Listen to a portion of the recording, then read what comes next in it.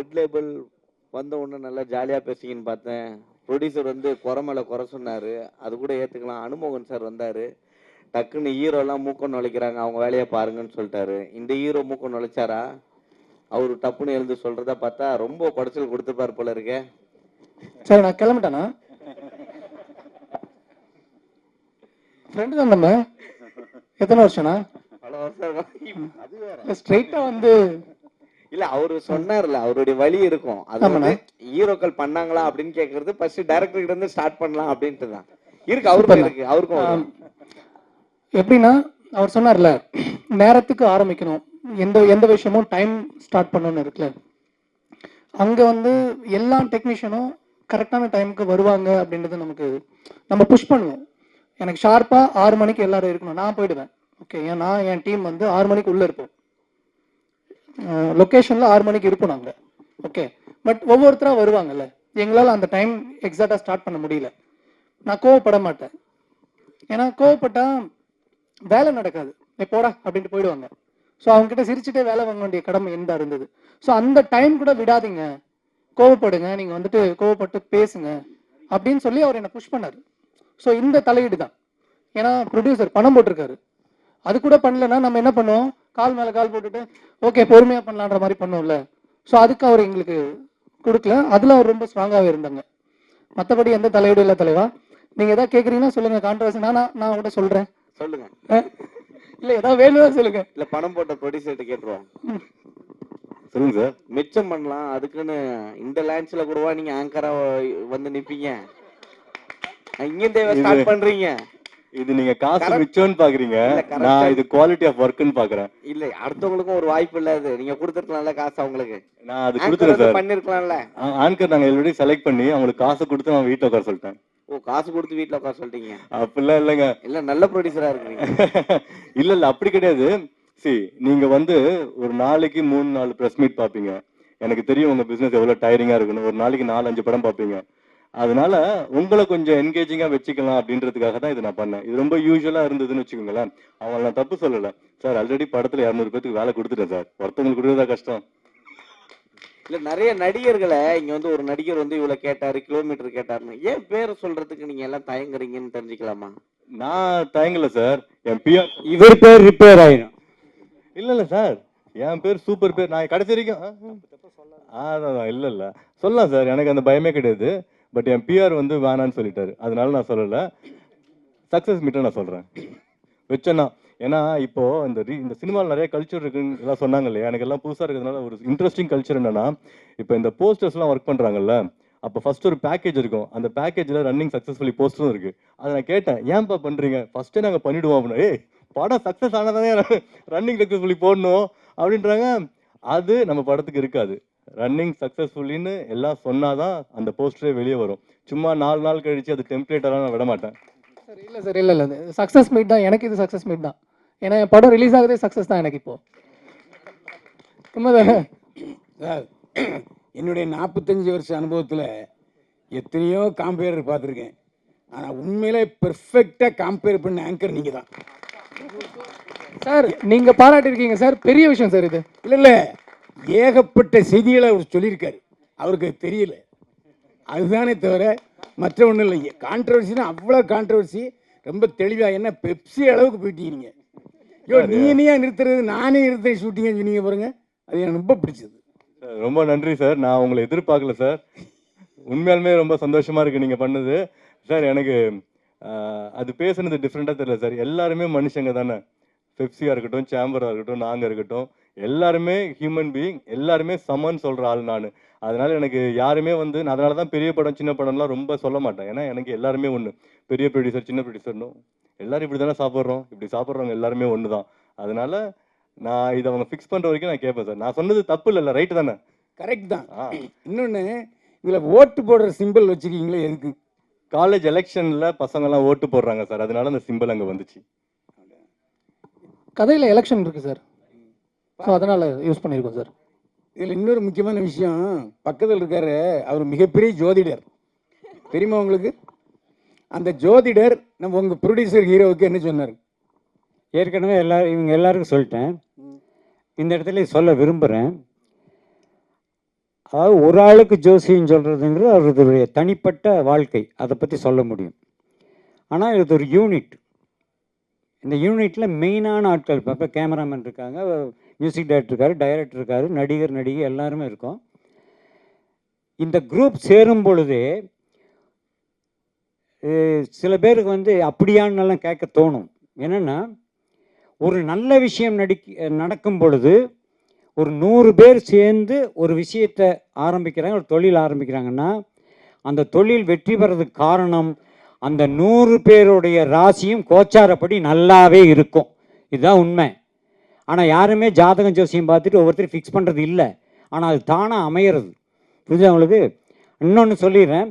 இந்த படத்தை பொறுத்த வரைக்கும் ஏன் வந்து வெற்றி பெறும் அப்படின்னா, ஃபஸ்ட்டு ஒன்று தெரிஞ்சுக்கங்க, 2026 இந்த ஆண்டு வந்து கலைத்துறை, அதுவும் சினிமா துறைக்கு மிக அருமையான ஆண்டு.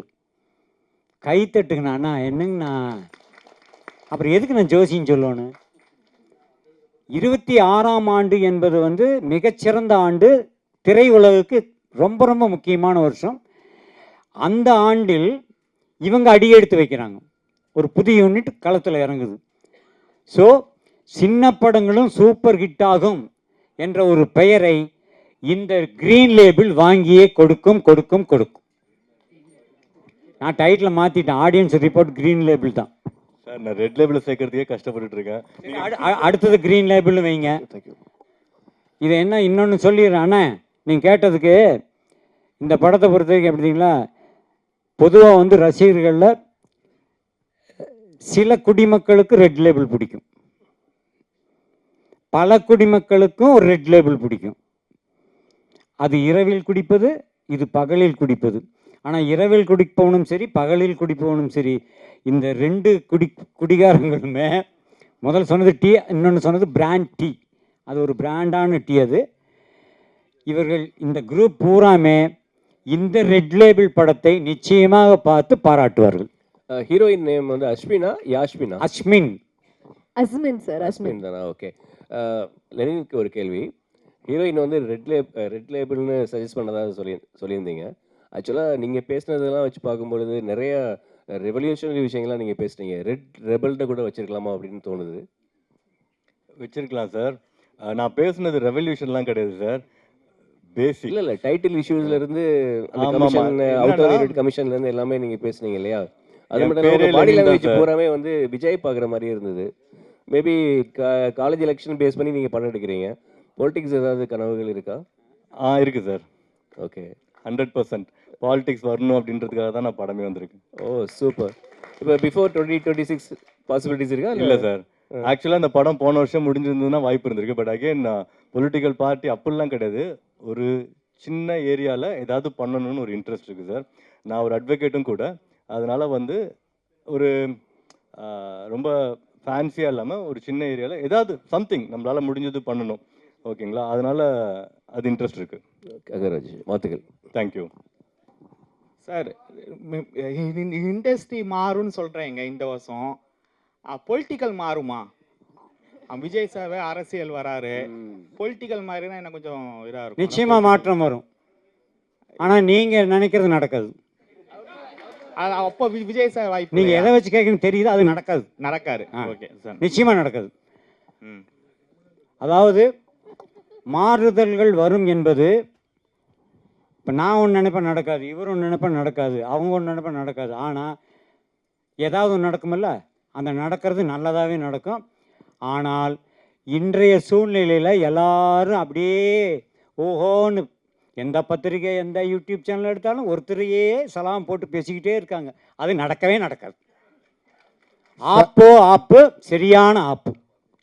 கதாசிரியர் சார், ஆ கதாசிரியர் சார், காலேஜில் கொலை உண்மை கதையா?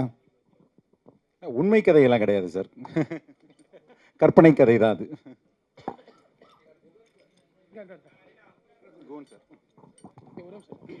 அதாவது பாரதி ராஜா, பாக்யராஜ், ஏன் அனுமோகன் எல்லோருமே கதை, வசனம், டைரக்ஷன். என்ன காரணம்னா, ஒரு கதாசிரியர் இயக்குனர் ஆகும்போது அவருடைய கதையை முழுமையாக எடுப்பார். இப்போ உங்கள் கதையை வாங்கி அவர் எடுக்கும்போது அது உங்களுக்கு உடன்பாடாக இருந்துச்சா? இல்லை உடன்படாக தான் இருந்தது சார். என்னென்னா அவங்க சார் சொன்ன மாதிரி முன்னாடி அது பிரிஞ்சு தான் இருந்தது. எழுத்தும் இயக்கமும் ஒரு கிரியேஷனாக டெக்னிக்கலாகவே வேறு வேறு திறமைகளாக தான் ஹாலிவுட்ல எல்லாமே இருக்குது. முதல்ல ஒரு நாவல் வரும், நாவல் இருந்து அடாப்டட் ஸ்க்ரீன் பிளேக்கு ஒரு சினிமா பர்சன், ஸ்டுடியோ, அதுக்கப்புறம் கேஸ்டிங்கு, டைரக்டர் எல்லாமே அப்புறம் தான் வருவாங்க. ஸோ எனக்கு வந்து அது ஒரு திருப்தியான ப்ராசஸாக தான் இருந்தது சார். நான் கேட்குறது என்ன, சிறிதரிலிருந்து எடுத்துங்க, கேஎஸ் கோபாலகிருஷ்ணன் எடுத்துங்க, எல்லோருமே அந்த கதை வசனம், கதை திரைக்கதை வசனம் மூலமாக தான் வந்தாங்க. இதுக்கு இன்னொரு காரணம், நான் டைரக்டர் அந்த கதைக்காரர்கிட்ட கேட்கும்போது, சார் என்னுடைய கதையை நான் தான் சார் எடுக்க முடியும், அது மட்டும் இல்லை ரைட்ஸ் எனக்கு, இப்போ நாளைக்கு இந்த படம் வெற்றி பெறும்போது இன்னொரு மொழிக்கு போகும்போது உங்களுடைய உரிமை என்னவா இருக்கும்? நீங்கள் முதல் சொன்னீங்களே என் கதை நான் எடுக்கணுங்கிறத விட ரெண்டாவது சொன்னீங்களே சார், அந்த ரைட்ஸ் எனக்குங்கிற பிரச்சனை தான் நிறைய பேர் அதுக்குள்ளே அந்த கதை திரைக்கதை வசனம் இயக்கம்னே வந்துச்சு. கலைஞர் அவர்கள் எழுதும்போது, அண்ணாதுரை அவர்கள் எழுதும்போது, ஈவன் பாகிராஜ் சார் பிகினிங்கில் நிறைய கதைகள்லாம் கொடுத்து அப்புறம் தான் இயக்கத்துக்கு வந்தார். ப்ராசஸாகவே வந்து ஒரு டைரக்டர் தான் கதை எழுதணுங்கிறது கிடையாது சார். கதை திரைக்கதை இன்னொருத்தரதாகவும் டைரக்டராக இன்னொருத்தரும் இருக்கிறது தான் ஆக்சுவல் ப்ராசஸ்.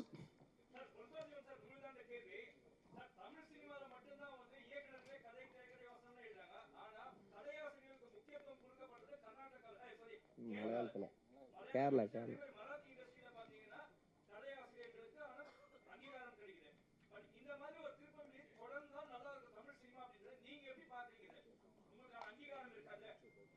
இல்லை, இதுதான் முதல் இப்போ தான் நான் கதை திரைக்கதை எழுதி கொடுத்துருக்கேன். ஆக்சுவலாக இது ஒரு ஆரோக்கியமான ஒரு இதுவாக இருக்கும். வேறு வேறு தளங்கள்லேருந்து கதைகளோட ஆட்கள் வருவாங்க, வித்தியாசமான சினிமாக்கள் வரும். மலையாளம் இண்டஸ்ட்ரி, ஈவன் தெலுங்குலேயும் நிறையா அந்த மாதிரி ரைட்டர்ஸ்க்கான இது இருக்குது. தமிழில் நிஜமாலுமே கொஞ்சம் குறைவாக தான் இருக்குது. கண்டென்ட் ட்ரிவன் ஃபிலிம் வேணும்னா நீங்கள் நிறையா ரைட்டர்ஸ்க்கு கிட்ட நிறையா ரைட்டர்ஸும் உள்ளே வருவாங்க. நிறைய பேர் காத்துட்ருக்குறாங்க கதைகள் வச்சுக்கிட்டு. அவங்க எல்லாருமே அசிஸ்டன்ட் டைரக்டராக இருந்து டெக்னிக்கல் குவாலிட்டி தான் கற்றுக்கிட்டு வர முடியாத, எழுத்து மட்டுமே வர்ற ஆட்களும் இருக்கிறாங்க. சில பேர் பிரமாதமாக படம் எடுப்பாங்க, அவங்களுக்கு வந்து ஒரு எழுத்தாளர் தேவைப்படும். இது நிஜமாலுமே 2 விதமான டேலண்ட்டு. இண்டிவிஜுவல் ரைட்டர்ஸ் வர்றது இண்டஸ்ட்ரிக்கு, அதுவும் ஒரு கண்டென்ட் தேவைங்கும் போது ரொம்ப தேவையான சமாச்சாரம் தான் நான் நினைக்கிறேன் சார்.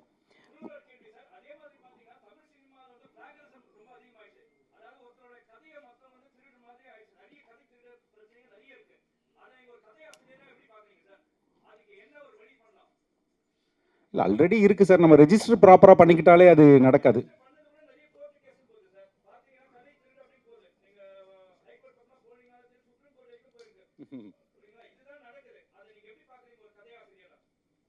இல்லை கதை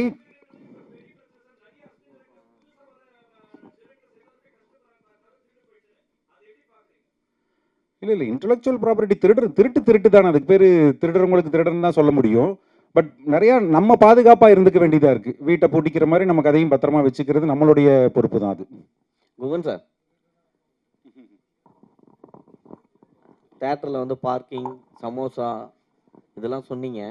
ஆனால் இப்போ சமீபத்தில் சல்லியர்கள் படம் வந்து மாலில் கூட வெளியிடலையே, அதை பற்றி யாரும் பேச மாட்டீங்க. ஒரு படம் வந்து தேட்டருக்கு வந்தால் தான் முதல்ல அவங்களுக்கு பிஸ்னஸ்ஸு. நீங்கள் அப்போ கூட யாருமே குரல் கொடுக்கல தமிழ் இண்டஸ்ட்ரியில். தான் படம் வரும்போது தான், வலிக்கும் போது தான் எல்லாத்தையும் சொல்கிறீங்க. இது காலகாலமாக உங்களுக்கு தெரியாதா? பார்க்கிங் இருக்குது, சோமாஸ் விற்கிறானுங்க, சமோசா விற்கிறானுங்க, வாட்டர் பாட்டில் எடுத்து போகக்கூடாது, வெளியிலேருந்து தின்பண்டங்கள் வாங்கிட்டு போகக்கூடாதுன்னு எப்போத்தையோ கொண்டு வந்தாங்களே. அன்னைக்கு குரல் கொடுக்காம இன்னைக்கு குரல் கொடுத்துட்ருக்கீங்க. இல்லை, நீங்கள் கேட்ட கேள்வி 2 கேள்வி. ஒன்று வந்து கேன்டீனோட ரேட் பற்றி நம்ம பேசினோம், அதை பற்றி அது செகண்டு. ஃபஸ்ட்டு கேள்வி வந்து சல்லியர்கள் படத்துக்கு ஏன் குரல் கொடுக்கலன்ட்டு. கூடுமான விரைவில் நீங்கள் பார்த்தீங்கன்னா ப்ரொடியூசரே வந்து ப்ரெஸ் மீட்டில் தான் கன்வே பண்ணார். அப்போ ப்ரெஸ் மீட்டில் சொன்னதுக்கு மேலே ஒரு குரல் வேண்டுமான்னு கேட்டிங்கன்னா அதுவே போதுமான குரல் தான். அதுவே பலமாகவும் ஒழிச்சிருச்சு. எல்லாத்துக்குமே போய் சேர வேண்டிய இடம் எல்லா இடத்துலையுமே போய் சேர்ந்துருச்சு. அது ஒன்று. இன்னொன்று வந்து அதுக்கு எந்த மாதிரியான முடிவுகள் எடுக்கிறோம், எந்த மாதிரியான ஒரு ஜேர்னி எடுக்கிறோம் அப்படிங்கிறது ரொம்ப முக்கியம். அது அவரோட ஒரு மெத்தட் தான். அது வந்து அதே அடுத்த வாரம் தள்ளி வந்திருக்கலாம். அதில் ஒரு எப்படி ஒரு நல்லது இருக்கோ அதே மாதிரி ஒரு கெட்டதும் இருக்குது. அந்த மாதிரியான சில ப்ராப்ளம்ஸ் இருக்குது அப்படின்னா அதை நம்ம சால்யூஷன் பார்க்கலாம் முடிஞ்ச வரைக்கும். அதுதான் அந்த மாதிரி போயிருந்துருக்கலாம். எப்பவுமே ஒரு திரைப்படம் திரைக்கு வர்றது ரொம்ப முக்கியம். அதுக்குண்டான வலிமைகளில் இன்னும் கொஞ்சம் எஃபோர்ட் எடுத்துருக்கலாம். அதுக்குண்டான ப்ராப்ளம் இருக்குது. பட் அது எவ்வளோ சொல்ல முடியுமோ அவ்வளோ சொல்லிட்டார். அதுக்கு மேலே மறுபடியும் அதை ஆம்ப்ளிஃபை பண்ண வேண்டியதில்லைன்னு நினைக்கிறேன். இல்ல மால் போன்ற திரையரங்குல பெரிய இடத்துங்கள்லாம் பார்த்தீங்கன்னா, சிறு படங்கள் உள்ள கூட நுழைய முடியல. அப்போ உங்க படமும் ரேட்டுன்னு சொல்லிட்டாங்கன்னா நிறுத்திடுவீங்களா? தியேட்டருக்கு போக மாட்டீங்களா? எல்லா மால்லயும் தான். சின்ன டப்பா தேட்டரில் போட்டாலும் படம் நல்லா இருக்குன்னா மால் தேட்டர் தானே கூப்பிடுவான். புரியுதா உங்களுக்கு? அப்புறம் ரெண்டாவது இன்னொன்று, சினிமா பற்றி இவ்வளோ பேசுகிறோமே, டிக்கெட் ரேட்டெல்லாம் பேசுகிறோமில்ல, இனிமேல் சினிமா என்ன ஆகும் தெரியுங்களா? இன்டர்வல் வரைக்கும் 120, இன்டர்வலுக்கு அப்புறம் பார்த்தீங்கன்னா 120. பாதி வரைக்கும் பார்த்துட்டு நல்லா இல்லைன்ட்டு வெளியே போனீங்கன்னா உங்களுக்கு 120 ரூபா மிச்சம். செகண்டாகவும் பார்க்குற மாதிரி இருந்தால் 240 ரூபா கொடுக்கணும். இப்படியெல்லாம் சினிமா வந்தாலும் வரும். நான் இப்போ எதுக்கு சொல்கிறேன்னா, ஒரு ஃபேமிலி இன்றைக்கி ஒரு சராசரி ஒரு மீடியம் ஃபேமிலியில் ஒரு 4 பேர் 2 குழந்தைகளோட 4 பேர் போகிறாங்க, ஹஸ்பண்ட் ஒய்ஃப். ஒரு படம் பார்க்குறதுக்கு 4 பேருக்கு 150 ரூபா டிக்கெட் போட்டால் என்னாச்சு? 600 ரூபாச்சா? அவ்வளோதானே செலவு பண்ண முடியும். மீறி போனால் உள்ளே ஒரு 200 ரூபா செலவு பண்ணலாம் இந்த குழந்தைகளுக்கு. ஒரு ஃபேமிலி சினிமாவுக்கு போயிருக்கு, படம் பார்த்துட்ருக்காங்க, குழந்தைங்க ஃபஸ்ட் ஹாஃபில் சும்மா விழுந்து சிரிக்குது, அவ்வளோ காமெடி. செகண்ட் ஹாஃப் ஸ்டார்ட் பண்ணான், பயங்கர காமெடி செகண்ட் ஹாஃபில். ஆனால் குழந்தைங்க அழுதுகிட்டே இருக்கு, சிரிக்கல. ஏன்னா இன்டர்வலில் அங்கே அப்பா வந்து பாப்கார்ன் வாங்கி தரல. 300 ரூபா 400 ரூபாய் பாப்கார்ன் வாங்கலை, குழந்தை அழுகுது. அப்போ ஒரு ஃபேமிலி என்பவங்க ஒரு 500 ரூபா 600 ரூபா மீறி போனால் ஒரு 800 ரூபா ஒரு ஃபேமிலி படம் பார்க்குறது போய் 2500 ரூபா தூக்கிட்டு போக வேண்டியது இருக்குது. எப்படி தேட்டருக்கு வருவாங்க? ஃபஸ்ட்டு ரீசனே சார், தேட்டர் க்ரௌடு அதுக்கு முதல் காரணமே இந்த தேட்டரில் வந்து ரேட்டை குறைக்கணும். காஃபி டீலிருந்து நான் சொல்கிறது அதுதான். இதுக்கு வந்து எந்த தயாரிப்பாளர்களோ எந்த தேட்டருக்காரங்களோ அதுக்கு வந்து இது எடுக்கிறதே இல்லை, ஒரு முயற்சி எடுப்பதே கிடையாது. ஏன் அதே காப்பி தானே வெளியே குடிக்கிற 30 ரூபா காப்பி தானே அவனும் கொடுக்குறான், அப்புறம் எதுக்கு? புரிஞ்சுதா உங்களுக்கு? ஸோ தியேட்டருக்கு பப்ளிக் வராத முதல் காரணமே இந்த தியேட்டர் தான் சார். அந்த படம் எல்லாம் அப்புறம் சார் இங்க பாருங்க, ஆடியன்ஸ் வந்து எல்லா மூவியும் பார்க்குறாங்க. மெயினாக வந்து இந்த ரீலீஸ் மூவி இருக்கு பார்த்தீங்களா, மங்காட்டான்னு சொல்லக்கூடிய மூவி, அதால கில்லின்னு சொல்லக்கூடிய மூவி 4 வாரம் ஹவுஸ்ஃபுல்லாக போயிட்டு இருக்கு சார். எல்லா தேட்டர்லையுமே வந்து முக்காவாசி தேட்டரில் ஆடியன்ஸ் வந்து இது பண்ணுறாங்க. ஆடியன்ஸ் கிட்ட கேட்கும் போது இப்போ உள்ள மூவியோட கிளாரிட்டி ஒர்த்தா இல்லை, அப்போ உள்ள மூவி கிளாரிட்டி ஒர்த்தா இருந்துச்சுன்னு ஆடியன்ஸோட ஃபீட்பேக் சொல்கிறாங்க. நீங்களே செக் பண்ணிக்கலாம். மங்காட்டாவோட படையப்பா படங்கோட சார் ஓடிச்சுல வந்து 50 கோடி கலெக்ட் பண்ணுச்சு. ஆமா, ஓடிச்சு. ரீரிலீஸ் 60 கோடி கலெக்ட் பண்ணி. என்ன மக்கள் வந்து தியேட்டருக்கு வரதா செய்யறாங்க, பாப்கார்ன் ரேட்டுக்காக மக்கள் தியேட்டருக்கு வராம இல்லவே. ஐயோ, நான் சொல்றது உங்களுக்கு புரியல சாமி. 500 ரூபா தான் செலவு பண்ண முடியுங்கிற வர்றது இல்ல. அப்படியே இல்ல சார், 2000 ரூபாய் கூட எல்லாரும் வாங்குறாங்க சார். அது நீங்க நினைச்சிட்டு இருக்கீங்க அப்படின்னு. படத்தோட குவாலிட்டி நல்லா இல்லன்னு சொல்றாங்க. ஒரு அதெல்லாம் கிடையாது. மிடில் கிளாஸ் எல்லா படம் பார்க்குற ரசிகர் நிறைய பேர் இருக்காங்க.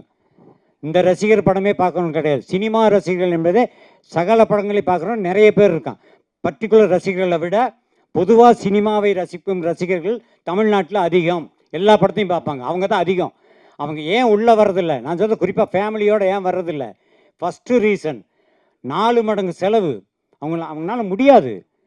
நான் வந்து இன்றைக்கி வந்து ஒரு 4 படம் ரிலீஸ் ஆகுதுன்னா எனக்கு 4 படத்துக்கு 600 ரூபா செலவாகுதுன்னா 4 படத்தையும் பார்ப்பேன். நான் ஒவ்வொரு தடவை படம் போகும்போது 1000 ரூபா செலவு 4 படம் பார்க்க முடியாது என்னுடைய வருமானத்துக்கு. நீங்கள் அதை யோசிக்கணும். அதுதான் உண்மை. தியேட்டருக்கு க்ரௌடு வரும்னா உள்ளே நுழைஞ்சோன்னே அவங்க ஏதாவது ஸ்நாக்ஸ் ஏதாவது சாப்பிட்ணும், காஃபி கீஃபி சாப்பிட்ணுன்னா அந்த ரேட்டை குறைங்க, ஆட்டோமேட்டிக்காக உள்ளே வருவான். அந்த கொடுக்குற 150 ரூபாய்க்கு எந்த படமும் குறைய இருக்காது. அதெல்லாம் சும்மா ஏன் வர்றதில்லைங்கிறது தான் ரீசன் சொல்கிறேன். காஸ்ட்டு வந்து உள்ளே விற்கிற பொருட்களுடைய விலை வந்து ரொம்ப ஓவர் டிக்கெட்டை விட. அதனால தான் ஃபேமிலியாக வர்றதில்லை. ஜாலியாக போகிறவன் போவான், 500 ரூபாய்க்கு 600 ரூபா செலவு பண்ணுறவன் உள்ள தேட்டருக்குள்ளே போவான், எல்லா படத்துக்கும் போவான். ஆனால் சராசரி ஒரு ஏழைபாளையம் கூட ஒரு தேட்டரில் வந்து படம் பார்க்கணுன்னா இந்த டிக்கெட் ரேட்டுக்கு நிச்சயமாக வருவாங்க. உள்ளே வந்து சாப்பிட்ற பொருள்னாலே வர்றதில்லை. தமிழ் சினிமாவில் ஜாதி பிரச்சனைகள் அதிகம் வந்துருச்சு. அதை பற்றி என்ன நினைக்கிறீங்க?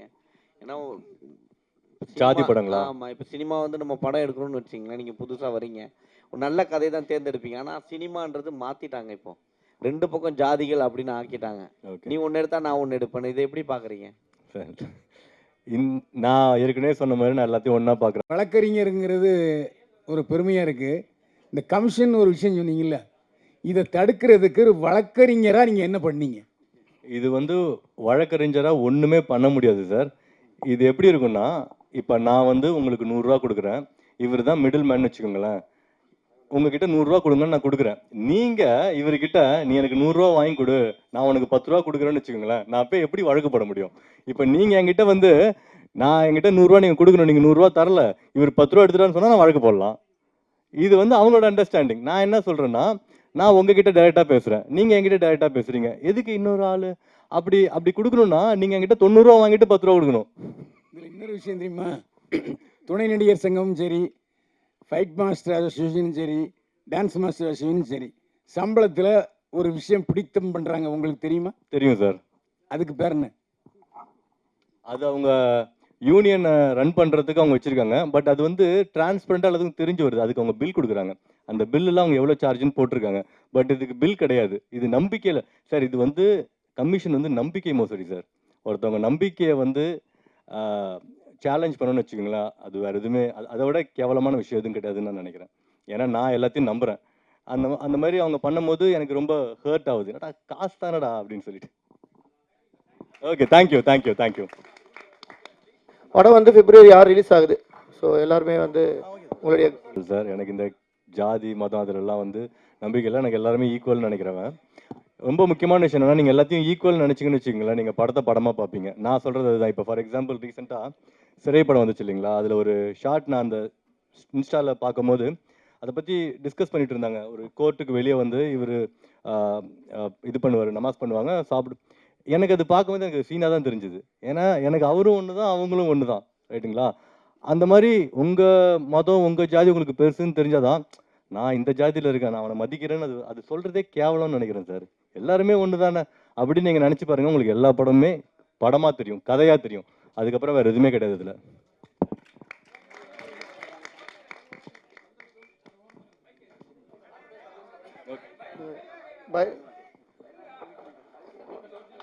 ஒரே நிமிஷம்